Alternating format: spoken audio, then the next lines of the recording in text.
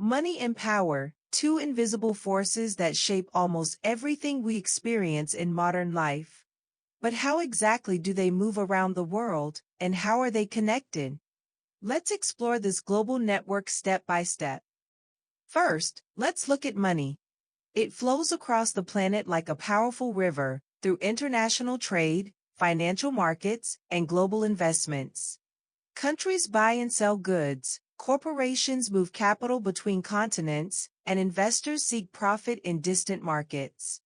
Even national debt and loans from institutions like the World Bank and the International Monetary Fund become tools that define who gains influence and who remains dependent. Then we find the institutions that control and stabilize these flows, central banks that set interest rates, stock exchanges that decide what companies grow, and global financial organizations that act like referees, or sometimes, like powerful players themselves. But the world of money is changing fast. Cryptocurrencies, digital platforms, and new economic inequalities are redrawing the map. The digital economy gives access to billions, yet it also concentrates power in the hands of a few tech giants. Now, let's turn to power itself. Power can be political, when governments make laws and manage nations. It can be economic, when corporations or wealthy individuals influence entire sectors. And it can be technological, when innovation grants the ability to shape communication, data, and even human behavior. The main actors in this system are states, corporations, and international organizations. Sometimes they cooperate, but often they compete, for markets, for resources, and for control.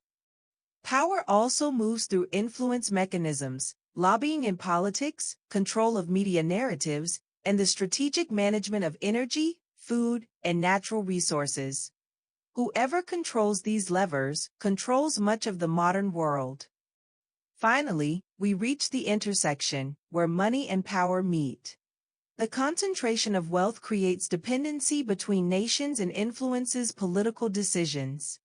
Ethical challenges arise. How much control should the powerful have over global priorities?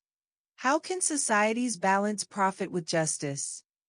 Understanding these connections helps us see that money and power don't just move, they shape the rules of the game we all play. And if you want to go deeper, there's a detailed article in the blog linked in the description where these concepts are explained with more examples and visual diagrams.